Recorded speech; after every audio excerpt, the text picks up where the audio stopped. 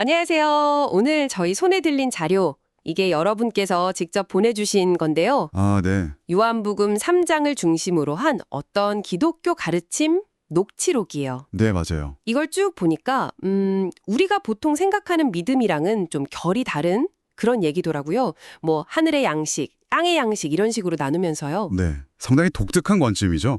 신앙의 본질을 파고드는 방식이 좀 남달라요. 그렇죠. 그래서 오늘 저희 목표는 이 자료가 던지는 그 핵심 질문, 그러니까 우리 믿음이 우리가 태어나서 얻는 건지 아니면 아예 그 이전에 창세 전에 영적으로 딱 정해진 건지 이 부분에 대한 이 자료만의 주장을 좀 깊이 파헤쳐 보는 겁니다. 네, 상당히 좀 도발적인 관점이라서 이야기 나눠볼 게 많을 것 같습니다. 자, 그럼 바로 시작해 보죠. 이 자료가 요한복음 3장 19절을 아주 중요하게 다루는데요. 정죄는 이것이니 곧 빛이 세상에 왔으되 사람들이 자기 행위가 악함으로 빛보다 어둠을 더 사랑한 것이니라. 네, 보통 어둠을 사랑한다 하면 그냥 나쁜 일, 죄 짓는 거 이렇게 생각하기 쉬운데 이 자료는 완전 다르게 보네요. 이게 단순히 도덕적인 걸 넘어서는 거죠. 네, 바로 그 지점입니다. 이 자료의 어떤 핵심적인 시작점이라고 할 수 있는데요. 여기서 말하는 어둠을 사랑하는 것은 윤리적인 악행 그 자체보다는요. 신앙의 근원에 대한 태도를 문제 삼아요. 패도를요? 네, 그러니까 인간으로 태어나서 예수를 믿어서 구원 얻는다. 이 자료에서 이걸 땅의 양식이라고 부르거든요. 아, 네네. 이 관점을 창세 전에 이미 그리스도 안에서 영혼이 구원받기로 결정됐다는 그 하늘의 양식, 즉 빛보다 더 붙잡고 더 선호하는 그 상태 자체요. 아, 그 상태 자체가 어둠을 사랑하는 거다. 네, 그렇습니다. 그걸 어둠을 사랑하는 것으로 정의하고 더 나아가서 바로 그 상태가 하나님이 내리신 정죄라고까지 이 자료는 주장하고 있어요. 와, 그러니까 우리가 보통 일반적으로 생각하는 그 믿음의 방식 자체를 어둠으로 보고 그걸 좋아하는 걸 정죄라고 본다는 거군요. 굉장히 파격적인데요? 그렇죠. 상당히 강한 주장입니다. 그럼 바로 다음 구절 20절 있잖아요. 악을 행하는 자마다 빛을 미워하여 빛으로 오지 아니하나니 이는 그 행위가 드러날까 함이요. 이건 또 어떻게 연결이 될까요? 여기서 악을 행하는 자는 그럼 또 누굴까요? 이것도 같은 맥락에서 봐야 하는데요. 여기서 악을 행하는 자는 뭐 세상적인 악당 이런 게 아니에요. 이 자료의 논리를 따라가면 바로 그 땅의 양식에 머무는 사람들. 아, 육신으로 태어나서 믿는다고 하는 사람들이요. 네, 육신으로 태어나 예수 믿고 구원받는다. 이 관점을 계속 고수하는 이들을 지칭하는 거죠. 그럼 왜 빛으로 오지 못하느냐? 그 이유를 이 자료는 그들의 행위가 드러날까 봐 두려워서라고 설명해요. 행위요? 어떤 행위죠? 여기서 말하는 행위는 뭐 율법을 잘 지키는 거, 종교적인 열심, 인간적인 어떤 믿음이나 노력 같은 것들, 이런 걸 다 포함하는 거죠. 아, 이런 것들이 사실은 영적인 진리, 즉 빛 앞에서 볼 때는 불완전하고 하나님 기준에는 못 미친다는 게 밝혀질까 봐, 그래서 자기 신앙 체계 자체가 막 흔들릴까 봐 두려워서. 자기가 쌓아온 게 무너질까 봐요. 그렇죠. 그래서 더 깊은 영적 진리로 나아가는 걸 거부한다, 이런 해석인 겁니다. 뭐 로마서나 고린도전서 같은 구절들을 근거로 들면서 결국 자기 믿음이 틀렸다는 게 드러날까 봐 진리를 외면하게 된다는 거죠. 자신의 믿음이나 노력이 부정당할까 봐 두려워서 진리 앞에서 멈춘다는 설명이군요. 와, 정말 근본적인 질문을 던지네요. 네, 그렇죠. 이런 관점에서 보면 당연히 신앙인들을 보는 시각도 달라질 수밖에 없을 텐데요. 자료 보니까 신앙인들을 또 예수님의 형제들 하고 그리스도의 형제들 이렇게 나누던데요. 이것도 좀 생소한데 어떻게 다른 건가요? 네, 이것도 앞서 말씀드린 땅의 양식, 하늘의 양식 개념하고 바로 연결됩니다. 이 자료의 시각에서는요, 예수님의 형제들은 일단 세상의 육신으로 태어나서 예수님의 십자가 공로 믿고 죄사함 받아서 구원에 이른다. 이렇게 생각하는 이들. 아, 그러니까 땅의 양식 범주에 있는 사람들이군요. 네, 맞습니다. 일반적인 기독교 신앙의 모습하고 좀 비슷하다고 볼 수 있겠죠. 근데 그리스도의 형제들은 여기서 한 단계 더 나아간다고 봐요. 더 나아간다? 네, 이 사람들은 예수님의 십자가 구원, 이것뿐만 아니라 더 근본적으로 창세전에 이미 그리스도 안에서 영적으로 구원이 예정되어 있었다는 거. 그 하늘의 양식을 깨닫고 받아들인 사람들이라는 거죠. 아하. 그래서 이 자료는 이들이 영혼의 구원, 그러니까 창세전 구원이랑 육체의 구원, 십자가 이후 부활이죠. 이 두 가지 구원, 이걸 두 번의 구원이라고 부르던데 이걸 이해하고 믿는 사람들이라고 설명해요. 두 번의 구원? 네. 그러면서 빌립보서 3장에서 말하는 하늘의 시민권, 이걸 이미 가진 사람들이라고 딱 규정하는 거죠. 두 번의 구원에 하늘의 시민권까지. 와, 정말 독특한 개념들이 계속 나오네요. 그러면 이 하늘의 시민권을 가졌다는 거, 이게 구체적으로 어떤 삶의 변화를 뜻하는 걸까요? 그냥 교리적으로 아는 거랑은 또 다르겠죠. 실제적인 차이가 있다는 거죠. 그럼요. 이 자료에 따르면요. 하늘의 시민권을 가진 이들에게 나타나는 가장 큰 변화는 죽음에 대한 태도래요. 죽음이요? 네. 육신의 죽음이 끝이 아니라 그냥 바로 본향, 하나님 나라로 돌아가는 과정일 뿐이다. 이런 확신이 생긴다는 거예요. 그래서 죽음을 더 이상 두려워하지 않게 된다는 거죠. 슬퍼할 일도 아니고요. 아, 죽음이 두렵지 않다. 네. 결과적으로 삶의 초점도 완전히 달라지겠죠. 이 땅에서의 성공, 돈, 명예 이런 세상적인 것들에 대한 집착이나 소망이 확 줄어들고요. 대신에 영원한 하늘의 본향을 더 간절히 사모하게 된다고 설명해요. 땅의 것보다 하늘의 것을 더 바라본다. 그렇죠. 고린도후서에 나오는 겉사람은 낡아지지만 속사람은 날로 새로워진다는 말씀이 그냥 말씀이 아니라 실제 경험이 된다는 거죠.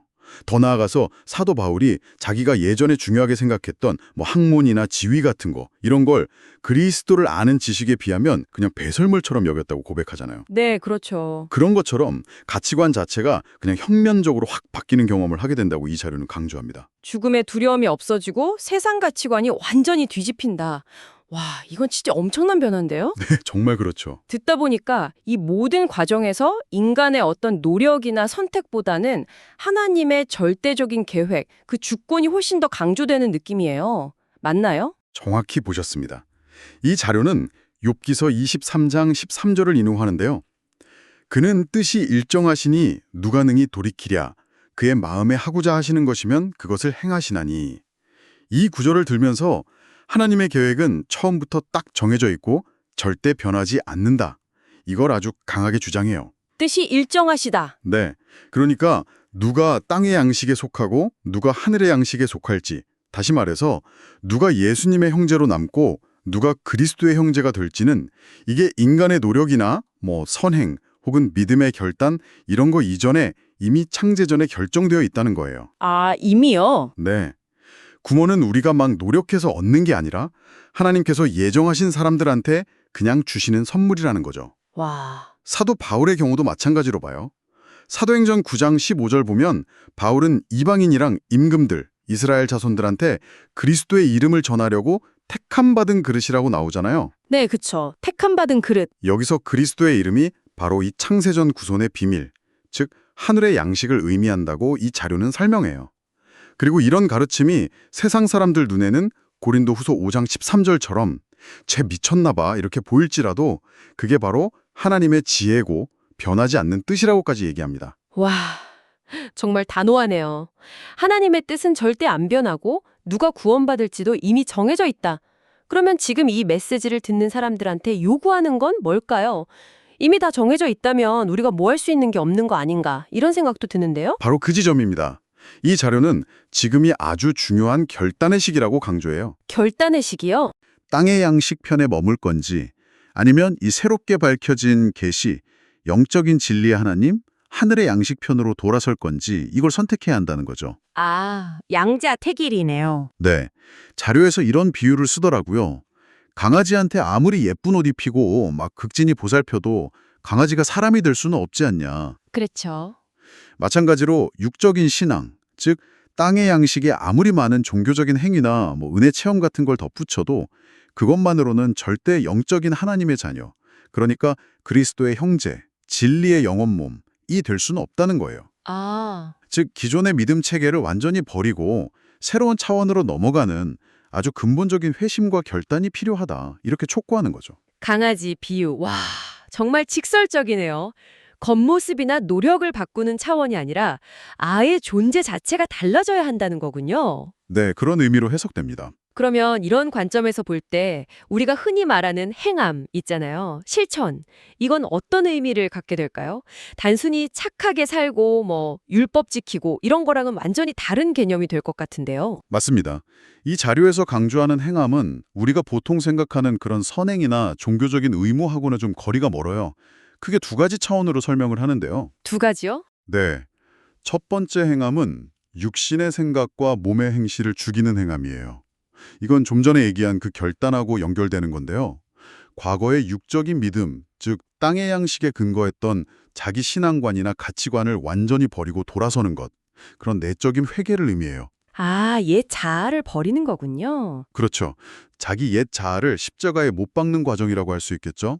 그리고 두 번째 행함은 거듭난 말씀을 믿음으로 거듭나는 행함이에요.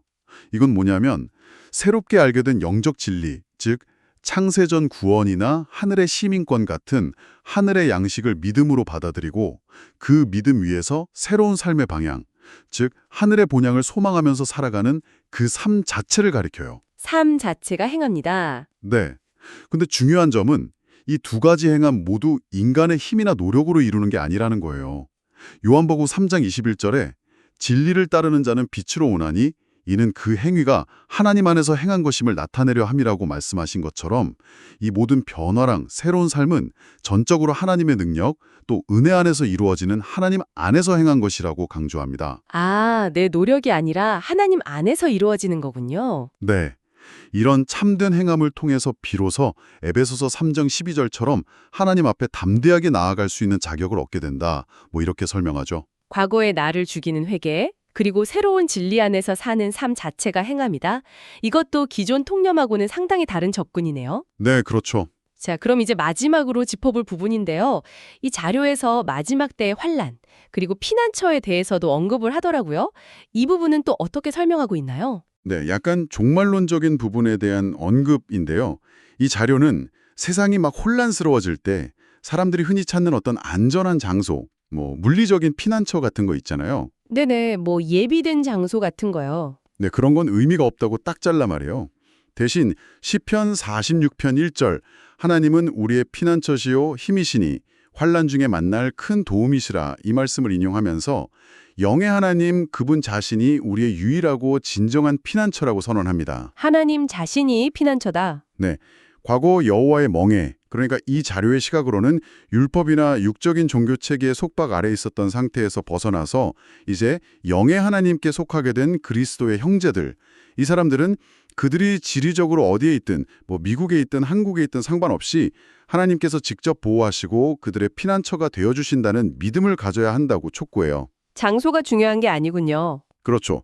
에스겔 34장 같은 구절들을 통해서 어떤 특정 장소로 도망가는 게 아니라 하나님과의 올바른 관계, 즉 하늘의 양식을 받아들인 그 상태 자체가 가장 안전한 피난처라는 점을 강조하고 있는 거죠. 아, 그렇군요. 오늘 저희가 깊게 들여다본 이 자료 정말 처음부터 끝까지 일관되게 기독교 신앙을 육적인 것과 영적인 것이라는 두 개의 층위로 딱 나누고 있네요. 네, 아주 명확하게 구분하죠. 그리고 핵심은 그 땅의 양식에 머물러 있는 예수님의 형제 상태. 여기서 벗어나서 창세전에 이미 예비된 하늘의 양식을 깨닫고 받아들여서 그리스도의 형제가 되어야 한다. 이런 강력한 메시지였어요. 맞습니다. 네. 신앙의 중심축 자체를 이 땅에서의 삶이나 노력에서 영원한 하나님 나라, 그리고 창세전 계획으로 옮겨야 한다고 계속 강조하고 있죠. 특히 아까 말씀드린 두 번 구원, 하늘의 시민권, 그리고 영의 하나님 자신이 피난처, 이런 개념들은 이 자료만의 독특성을 아주 선명하게 보여주는 지점들이라고 생각합니다. 네, 오늘 탐구를 통해서 이 자료가 제시하는 특정 신학적 관점의 핵심 논리들을 자세히 살펴볼 수 있었습니다. 자, 그럼 마지막으로 여러분께 이런 질문을 던지면서 마무리할까 합니다. 네. 만약에 이 자료의 주장처럼 우리의 궁극적인 정체성과 구원이 이 땅에서의 우리의 어떤 선택이나 노력 이전에 처 가득한 창세전에 이미 영적으로 결정되어 있다면 그 사실을 받아들이는 것이 여러분 각자의 신앙과 삶의 의미를 어떻게 바꿔놓을 수 있을까요? 생각해 볼 만한 질문이네요. 네, 정답은 없겠지만 한번 깊이 생각해 보시